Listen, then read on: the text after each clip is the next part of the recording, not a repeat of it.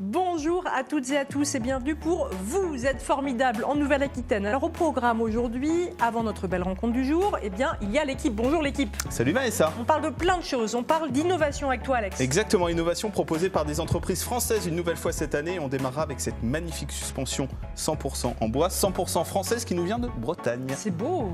C'est magnifique. C'est beau. Ouais, ça irait bien sur ce plateau, je trouve. Coucou Sophie. Bonjour. Tu fais ta rentrée ce matin dans Vous êtes formidables. Exactement. On va en faire du sport alors. Exactement, on va faire de la mobilité articulaire. On va travailler des exercices d'étirement dynamique que tout le monde peut faire pour conserver sa mobilité. C'est bien, c'est fait partie des bonnes résolutions pour ma rentrée. La mobilité. Bonjour Karine. Bonjour Vanessa. Et des conseils jardinage évidemment avec toi. Oui, avec la rentrée au jardin, je vais vous expliquer comment faire votre purin vous-même avec toutes les plantes que vous pouvez trouver au fond du jardin. Super, évidemment ça va intéresser plein de monde. Quand je serai grande, je fabriquerai des crayons de couleur. Peut-être que vous vous êtes dit ça, petit. Eh bien elle l'a réalisé. Elle, c'est notre invitée formidable qui fait ces très beaux crayons d'une façon artisanale. Et c'est l'une des rares à les fabriquer en France. On retrouve notre invitée juste après ça.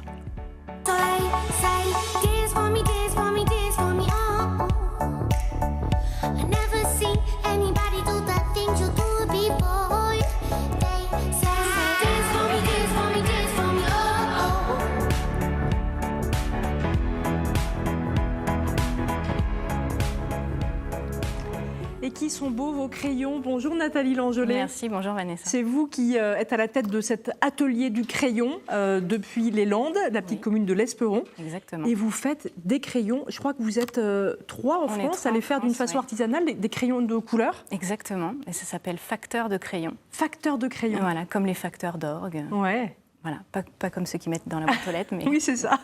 Alors, ces crayons artisanaux, ils sont incroyables, ils sont tous uniques, j'ai l'impression. C'est exactement le principe. L'idée, c'est de nous rappeler à notre propre singularité en utilisant la branche qui pousse comme la nature la façonne, donc forcément, c'est inégal. Alors, la branche de quoi? Alors déjà, ils sont hyper longs, ils sont tous un petit peu tordus. Oui, ils ont des diamètres différents. Ouais.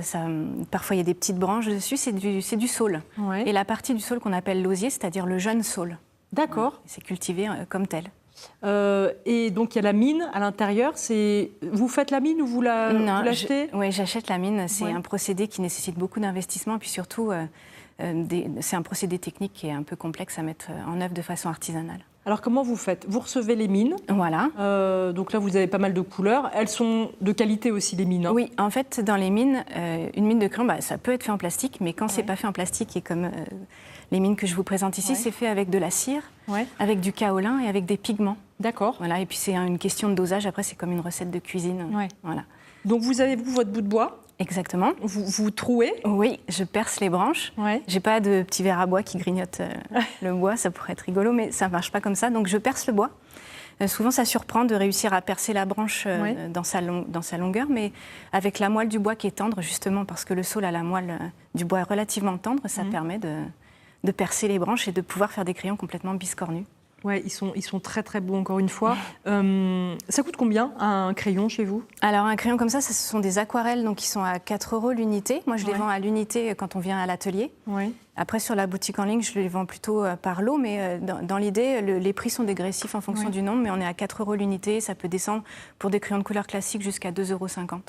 Alors, ce qu'il faut aussi vraiment dire, c'est que c'est sans doute plus cher qu'un crayon de couleur que l'on trouve un peu partout dans les grands magasins, mais ce sont des crayons industriels. Qu'est-ce qui change fondamentalement entre vos crayons et des crayons qu'on trouve partout dans toutes les boutiques? Les crayons qu'on trouve partout dans toutes les boutiques, c'est des clones de crayons. En fait, ils utilisent des planchettes de bois qui vont contrecoller en insérant la mine à l'intérieur. Moi, je perce la branche et chaque branche est complètement unique. Ouais. Donc, ça nécessite... Il n'y a pas d'automatisation possible, en fait. Il faut que je sois derrière la machine et que je puisse contrecarrer la courbe de la branche pour pouvoir insérer la mine dedans. Donc, moi, j'en sors 150 par jour. En moyenne, une usine en sort 750 000 par jour. Ouais, donc c'est pas comparable. Mais en termes de qualité En termes de qualité, là on est vraiment sur du gras. C'est-à-dire que ce qui est important dans un crayon, si vous avez un crayon où il n'y a que du kaolin et du pigment, vous allez arracher votre papier. C'est tous les crayons secs que vous avez où vous avez une belle couleur sur la mine, là, bien vive et intense. Mais quand vous crayonnez, il n'y a rien qui se dépose sur le papier. Eh bien, comment dire, là, avec le gras qu'on met dans le crayon et la qualité des pigments, ça va pouvoir bien se fixer sur le papier et pouvoir. Alors je teste, hein. C'est vrai que il y a une impression gras, la mine elle est grasse. Oui, c'est doux, ouais. C'est super agréable. Là, je teste le crayon avec une mine multicolore. Ouais. C'est vachement sympa. J'ai écrit, vous êtes formidable. Donc ça, c'est unique du coup. Hein. Ah ben voilà, c'est exactement ça. Et puis alors là, il ne faut pas chercher avec celui-là, c'est le lâcher prise. Il faut le laisser aller. Ouais. Alors, c'est une activité que vous avez créée il y a combien de temps maintenant? Alors, on a créé ça en 2015. On était 2 au départ, mais c'est un peu compliqué de vivre à 2 d'une telle activité. Je ne vais pas vous mentir. Et là, je suis toute seule et on a déménagé sur l'Esperon en 2018. Donc, ça va faire bientôt 10 ans. Ouais. Voilà. Vous arrivez à vous tirer un salaire de votre activité aujourd'hui? Il ne faut pas être trop exigeant, mais oui, relativement modeste, mais je m'en sors. Voilà. C'est une deuxième vie professionnelle pour vous, Nathalie? Oui, j'étais fonctionnaire territoriale avant. C'est-à-dire, vous faisiez quoi plus précisément? J'étais dans la communication et l'action culturelle pour un conservatoire de musique et de danse. Voilà. Pas du tout dans la région? Non, j'étais sur les Pays de la Loire. Ouais. Alors, comment vous avez eu l'idée de fabriquer des crayons? Parce que je le disais en préambule, voilà, quand c'était un truc de petite fille, vous aviez envie de créer des crayons ou non, pas du tout? Non, pas du tout. C'est juste, j'ai fait des rencontres. La vie, c'est fait de rencontres. Et j'ai rencontré un facteur de crayons. Voilà. Ouais. J'ai travaillé en face de son atelier pendant une saison d'été. Et j'ai trouvé ça magique de pouvoir se dire, souvent quand on se demande ce qu'on fera quand on sera grand, et de pouvoir se dire...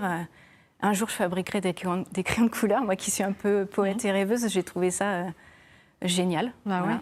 Et ça s'est lancé un peu comme une blague, comme une boutade. Et puis au final, ça fait 9 ans que ça existe. Incroyable. Voilà. Vous étiez créative déjà quand même petite? Vous aviez un goût quand même pour le dessin? Oui, bien sûr. Ouais. J'ai adoré dessiner. J'ai toujours été passionnée de tout ce qui est papeterie. Voilà. Ouais. Et puis, dans ma famille, on dessine beaucoup. Mon grand-père dessinait énormément, mon oncle était maître verrier, donc il y a un truc de famille quand même. Il y a quelque chose qui se rejoint. Ouais. J'avais une tante qui était musicienne, donc le côté artistique, c'est vraiment quelque chose de très présent. Et d'ailleurs, c'est ce que vous proposez aussi, des coloriages, c'est ça? Exactement. C'était pour amener un petit complément. Je trouvais ça plutôt logique d'aller dans cette direction-là.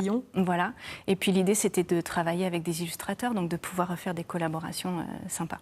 Bon, super. Vous restez avec nous, Nathalie. On continue à parler de votre activité dans quelques instants. Mais avant cela, on va parler d'innovation. Et on va continuer à parler de bois, d'ailleurs, avec Alex, qui nous rejoint.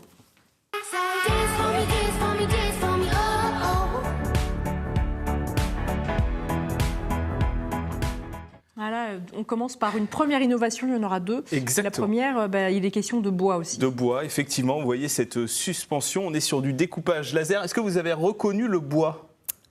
C'est un bois clair, je sais pas. Il est huilé. Il est huilé. C'est un bois dur, du chêne. Exactement, bravo. C'est du chêne, il y a également du frêne. C'est du bois qui est issu de forêts durables en Europe, beaucoup en Espagne. La société s'appelle Bolume, elle est basée à Pleumeur en Bretagne. Et en fait, elle a décidé de faire ces luminaires qui sont juste magnifiques. Ouais, alors, beau. Avec la découpe laser, c'est une reconversion. Monsieur était skipper, madame était juriste et ils ont tout lâché il y a 1 an pour dire on va créer ces luminaires. Ça parle à Nathalie de changer de voie professionnelle. C'est chouette. Ils font tout dans leur atelier à Pleumeur, 100% français, 100% artisanal à la découpe laser. C'est juste magnifique, je le disais. On va allier le traditionnel du bois avec ce côté très design. Vous voyez, c'est en mouvement. Il y a plusieurs tailles, il y a plusieurs formes, il y a plusieurs prix aussi. On part de 89 € jusqu'à quasiment 400 € selon la taille du luminaire que vous allez choisir. Mais vous voyez, c'est vraiment de l'artisanat à la française et j'ai eu un vrai coup de cœur pour ça. Alors l'innovation, très beau design. L'innovation réside dans cet alliage entre le traditionnel et le moderne et le design. Et l'autre innovation, c'est que quand il est monté, il est comme ça, mais vous ne le recevez pas comme ça. Ouais. Comment est-ce que vous le recevez ? Hop, je vais vous montrer. Tac, on va basculer. Ouais. Vous le recevez comme ça. Il est tout plat. Il est tout plat. Alors pourquoi tout plat ? Parce qu'il y a une vraie démarche écologique derrière. Bolume, les volumes, beau luminaire, on va réduire le volume d'envoi. Vous voyez la différence ? Là, on envoie quelque chose qui est complètement plat. Donc on réduit son empreinte carbone. On va jusqu'à ensuite, quand on achète un luminaire, un luminaire acheté, un arbre planté. Donc il y a une vraie démarche écologique derrière tout ça. Et ensuite, vous voyez, c'est les petites lamelles que vous allez clipser avec l'anneau central. Donc vous recevez ça comme ça et ensuite vous clipsez. Non seulement donc, je le disais, c'est magnifique, mais en plus c'est assez ludique parce que vous montez vous-même votre luminaire. Mais c'est pas trop compliqué, t'es sûr? Et c'est pas trop compliqué. Franchement, je l'ai monté en 4 minutes, c'était monté. Si Alex a réussi, c'est que c'est beaucoup. Non, c'est vraiment hyper simple et c'est magnifique dans un intérieur et une vraie démarche là aussi écologique et locale, je le répète. Sympa. Ça aussi, ça doit parler à Nathalie. On va reparler dans un instant de votre démarche aussi écologique qui est derrière ces crayons. Donc Boloom que vous pouvez retrouver sur Instagram, etc. Ils ont beaucoup de... Ils travaillent avec des architectes d'intérieur, avec des décorateurs, pas beaucoup dans les boutiques. Donc voilà, Boloom pour cette première innovation de la saison. Donc vous êtes formidable. Deuxième innovation, je vais appeler Sophie qui va nous rejoindre. Notre coach sportive que vous connaissez, qui fait sa rentrée également dans Vous êtes formidable. Sophie qui arrive. Bonjour Sophie. Bonjour. Sophie qui va faire mannequin. Sophie qui est arrivée avec ce petit short. Voilà. Tout aussi à merveille. Un petit peu grand pour toi peut-être. Alors une autre proposée aussi par une entreprise française qui est dans le sud de la France, c'est un short, vous connaissez l'électrostimulation. Oui. Sophie en a déjà parlé ici. Oui. Il y a des centres d'électrostimulation qui existent aujourd'hui.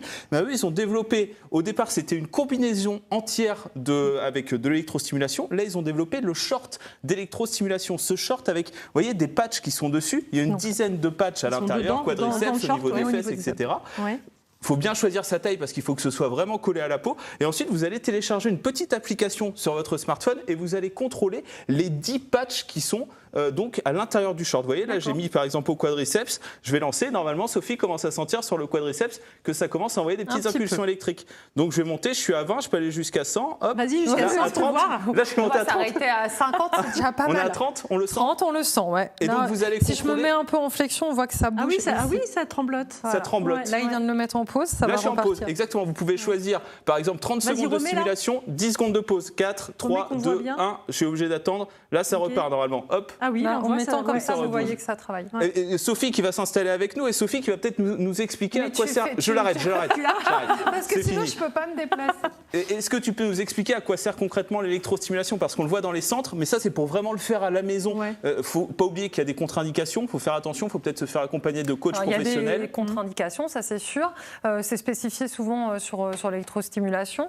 Par contre, ça ne remplace pas l'activité. C'est pas juste pour les feignants qui veulent pas faire de sport. Exactement, c'est un complément. Ça permet d'avoir un niveau musculaire et de conserver un renforcement musculaire de base. Mais là, il ne faut pas oublier qu'on ne travaille pas l'aspect cardio, c'est-à-dire que le cœur ne fonctionne pas. Oui. On ne fait pas travailler la partie cardiovasculaire et c'est extrêmement important sur une activité physique et sportive de faire travailler cette partie-là. Donc ça vient bien en complément, mais ça ne peut pas être la seule activité. Ça accentue, en envoyant les impulsions électriques, ça accentue la contraction de votre muscle. Oui. Donc vous faites beaucoup plus travailler votre muscle. Ça coûte 520 €. C'est un petit investissement quand même pour le short. Et ensuite, la combinaison coûte plus cher. Et il y a même des professionnels, des salles aujourd'hui, des salles professionnelles qui utilisent en complément du coaching sportif traditionnel, entre guillemets, qui vont ajouter du matériel comme ça, proposé par une société française. Bon, très bien. Ça vous plaît, ça, Nathalie ? Oui, c'est un peu plus technique. Mais le sport, ça vous avez le temps de faire du sport entre les crayons que vous fabriquez? Peut-être je pourrais mettre ça en faisant les crayons. Et on peut, parce qu'on peut faire des trucs en ayant le short, c'est pratique. On peut, mais du coup, ça crée quand même une contraction musculaire involontaire. Ça fait un peu mal. C'est pas nous qui décidons de la contraction musculaire. Donc on peut quand même faire ça pourrait faire des crayons encore plus biscornus. Unique. Vraiment unique. C'est ça. D'ailleurs, qui sont vos clients, Nathalie? Qui est-ce qui vous achète? Alors, il y a des particuliers comme Sophie, comme moi, comme Alex. Mais est-ce qu'il y a des dessinateurs, par exemple? Oui, bien sûr. Ouais. J'ai rencontré des dessinateurs qui ont pu acheter les crayons et faire leur dédicace avec, par exemple. J'ai Jean-Claude Fournier qui faisait Spirou et Fantasio et qui a un petit personnage Bisu qui est très, très connu, qui avait adopté toutes les aquarelles et c'était plutôt sympa. Ça a été une belle rencontre. Il y a Guillaume Bouzard aussi qui dessine dans Fluide Glacial.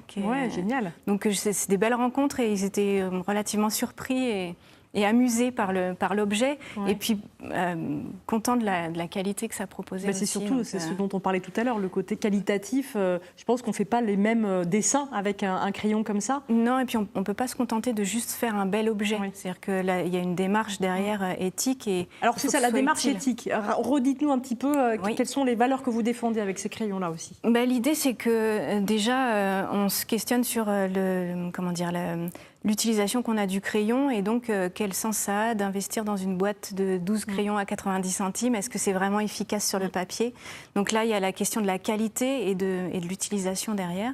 Mais c'est surtout dans la démarche globale, moi j'essaye de sourcer tous mes fournisseurs. Par exemple, je vais chercher l'osier à 1 heure de chez moi parce que c'est un endroit où on fait pousser de l'osier. Ça pousse très vite, on ne coupe pas d'arbres. Oui. Et souvent, j'utilise aussi des parties de bois qui ne sont pas un débouché pour les osiericulteurs, donc ça les débarrasse d'un... Les déchets pour les uns font la ressource pour vous, quoi. Tout dépend du point de vue de là où on se place pour regarder la chose. Pour certains, c'est un déchet, pour d'autres, c'est une ressource. Et puis moi, je produis pas mal de déchets avec mon osier, parce que toutes les parties très, très fines, moi, j'arrive pas à les utiliser, mais je les troque avec une vanière qui tresse les paniers, comme ce que vous avez juste là. Oui, le panier là. Et ça, du coup, c'est vraiment complémentaire, parce que moi, c'est la partie que j'utilise pas, qui est utilisée pour faire encore un objet utilitaire. Et puis, alors, vous proposez des ateliers aussi, il faut vraiment aller vous voir pour faire des petites choses avec des trucs de récup et tout. Pour les enfants, ça marche vachement bien, c'est vachement sympa tout ça. Donc, vous êtes effectivement très créative et vous essayez de transmettre tout ça. Donc, vraiment, je pense que ça peut être super sympa d'aller à l'Esperon pour visiter votre atelier, Nathalie. Puis, il y a votre site internet, évidemment, pour voir tout ça. Vous restez encore avec nous, mais je vous abandonne quelques instants, Nathalie, pour la bonne cause. Je vais faire travailler mes articulations avec Sophie. C'est parti.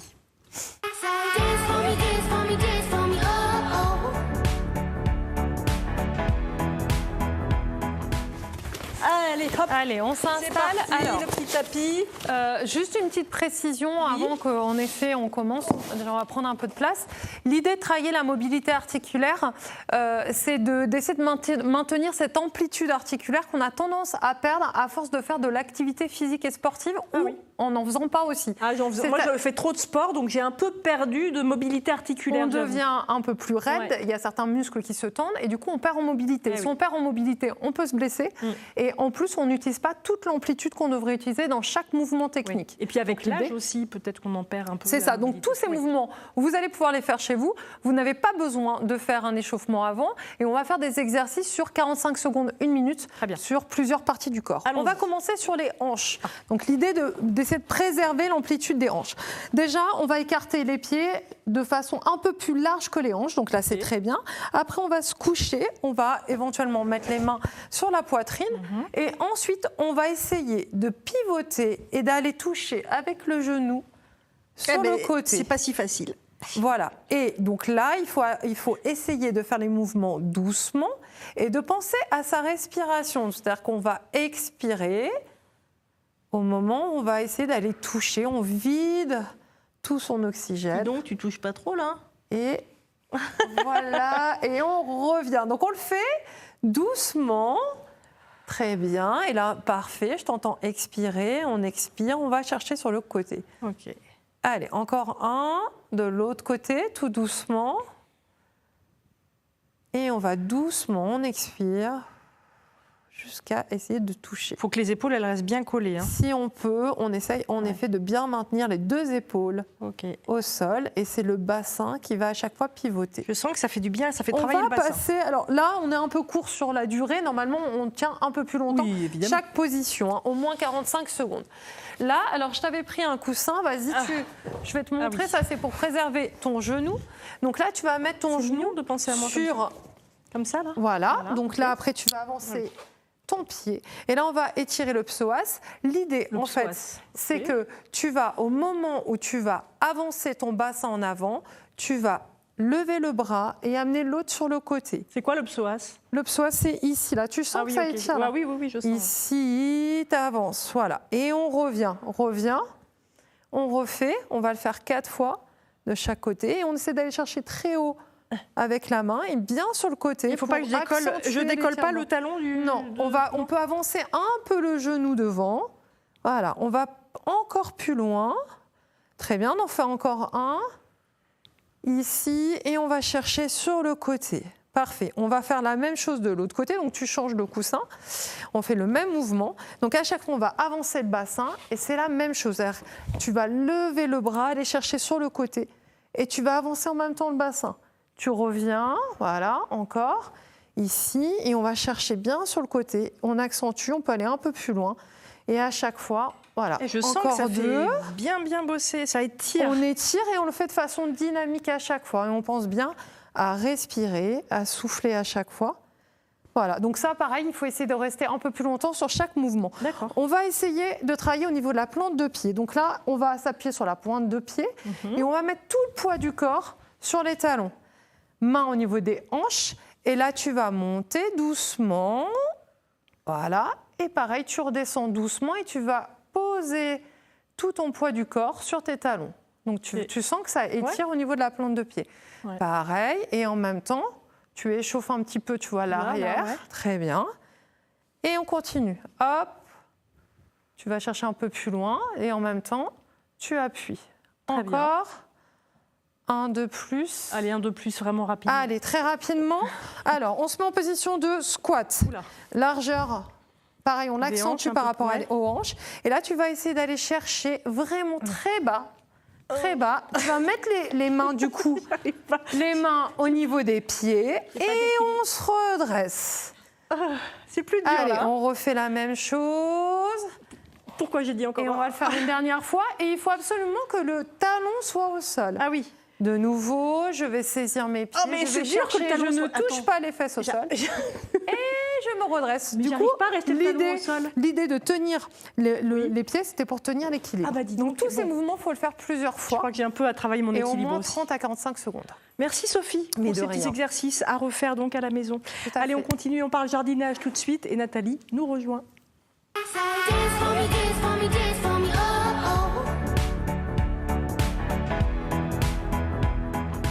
Eh bien, c'était pas si facile, Nathalie. Je ne sais pas si vous avez vu. Oui. Voilà. Surtout le dernier exercice. Surtout le dernier, oui. Alors toi, tu nous parles d'un truc super sexy qu'on adore, c'est le purin. Mais le purin dans le jardin, c'est super efficace, c'est intéressant. C'est vrai que tout le monde vous en fait peut-être. Vous faites votre propre purin pour le jardin. Ça fait longtemps que ça m'est pas arrivé, mais ça a pu m'arriver. Mais vous jardinez, Nathalie? Oui. Ah, très bien. Alors c'est vrai que le purin, tout le monde se pose la question, tout le monde pense que c'est efficace, mais personne ne prend le temps finalement de le faire. Alors que c'est très très simple. Donc effectivement, dans la nature, on a absolument tous les outils et toutes les plantes pour pouvoir soigner, faire pousser, éloigner les insectes. Vraiment, vous pouvez tout trouver au fond de votre jardin ou dans la forêt, parce qu'on peut aussi faire du purin. C'est vrai que tout de suite on pense à jardin, mais on peut avoir un petit balcon et se faire son propre purin. Donc il n'y a pas de souci, on peut y aller. Moi, je vais vous donner une recette générale. Mais c'est pourquoi ça sert à quoi surtout? Eh bien, à tout ça. À soigner, Mais si on a des petites mettre de l'engrais, pas des cochenilles par exemple. Eh ben, ça peut servir pour de la cochenille, ça peut servir pour du puceron. Les purins, ils servent à tout. Avec les plantes, voilà, c'est vraiment le purin peut servir d'engrais, c'est-à-dire de la façon dont on va le mettre sur la plante, il va pouvoir nous servir d'engrais, mais il va également nous servir de traitement. Et en fonction des purins, c'est-à-dire des plantes que l'on va choisir, on traitera différemment ou on utilisera différemment. Et la règle générale, c'est pour ça que je voulais vraiment parler d'une règle générale, c'est qu'on aura, et ça va s'afficher, pour 1 kilo de plantes fraîches, il nous faudra 10 litres d'eau de pluie. Ça, c'est la recette. Ça, c'est la recette générale, basique, pour toutes les plantes. D'accord. Et ça, on va faire un purin, pas une macération. Okay. Donc, par exemple, alors moi, j'ai voulu vous parler du purin d'ortie, parce que c'est celui qu'on connaît le plus et qu'on va utiliser le plus. Donc, le purin d'ortie qui est ici. Donc, je vais juste vous le faire passer. Hop. Ah, c'est donc sympa. il est là, regardez, comme il est beau ce joli petit purin. Mais est-ce qu'il sent bon? Alors, ou est-ce qu'il sent vraiment mauvais? Par définition, un purin, ça ne sent pas bon. À vous l'honneur. On ne va pas s'en servir comme parfum, bien évidemment, mais ça ne pue pas, c'est pas pestilentiel. Non, donc l'idée, ça pue pas. Ça sent pas super bon, c'est pas non plus quelque chose de, mais ça, c'est pas pestilentiel. Un peu. Bon, ça sent pas très bon. Très concentré là. Oui, c'est concentré. Ah oui, c'est ça. Donc ce qu'il faut faire, c'est vraiment mettre dans une bassine. Mettre vraiment votre kilo de plantes, donc c'est valable pour donc l'ortie, c'est de lui dont on parle. Vous mettez votre eau et vous allez tourner pendant une dizaine de jours jusqu'à temps qu'il n'y ait plus de bulles. Une dizaine de jours? Oui. Ah oui. C'est-à-dire que tous les jours, vous allez le voir, vous le mettez dans un endroit relativement aéré et vous le tournez. Il vaut mieux que ce soit aéré. Quand il n'y a plus de bulles, quand il n'y a plus d'activité et de vie, ça veut dire qu'il est relativement stable. D'accord. Donc, il vaut mieux pas le faire par temps orageux. Il faut le faire par sous un climat un petit peu tempéré, légèrement à l'abri. Alors, bien évidemment, qu'il n'y ait pas d'eau de pluie qui tombe dans la bassine, parce que sinon, bien sûr, la quantité va être faussée. Après, vous filtrez et vous utilisez. D'accord. Donc, pour le purin d'ortie, on va utiliser en arrosage à 10% au niveau de la dissolution. Et on peut aussi utiliser à 5% en vaporisation directe. Je rappelle, quand on vaporise directement un produit, même un purin, même si c'est naturel, il faut le faire sur une plante qui est déjà bien humide, enfin bien en eau, c'est-à-dire qu'elle n'est pas sèche, elle n'est pas complètement déshydratée. Il faut aussi le faire quand il ne fait pas trop chaud et qu'elle n'a pas de soleil sur elle. Sinon, ça va brûler, ça aura exactement les mêmes effets. Donc il faut savoir que le purin d'ortie, ça va vous amener de l'azote en grande quantité. Vous allez avoir une plante extraordinaire qui va revenir au niveau de son feuillage. Elle va redevenir verte, ça va vraiment... Et ça va lutter, ça va l'aider à lutter contre les pissenlits, contre les... Les pissenlits. Pauvre pissenlit. J'étais partie sur autre chose. Et ça va l'aider à lutter contre les attaques d'insectes, par exemple les pucerons, les cochenilles, les choses comme ça. Si vous vaporisez, ça peut aider à lutter contre tout ça. Bon, tous au purin d'ortie, j'ai bien compris. Purin d'ortie, mais vous pouvez le faire avec du pissenlit, c'était là où je voulais en venir, j'étais partie trop tôt. Le pissenlit sans la fleur, vous pouvez faire exactement la même macération. Ça aide au niveau de l'enracinement, ça fonctionne très très bien. La bourrache, le lierre, qui est ici et qui est un fabuleux insecticide. Super, donc il y a plein de choses à faire avec tout ça, merci beaucoup. Je sais que vous faites beaucoup de jardin, vous c'est plus avec le bois, vous faites du paillage avec les déchets. Voilà, vous êtes formidables et c'est vraiment, moi je suis tombée amoureuse de vos crayons et puis ça fait une super déco. Allez, vous êtes formidables, je vous embrasse, ciao.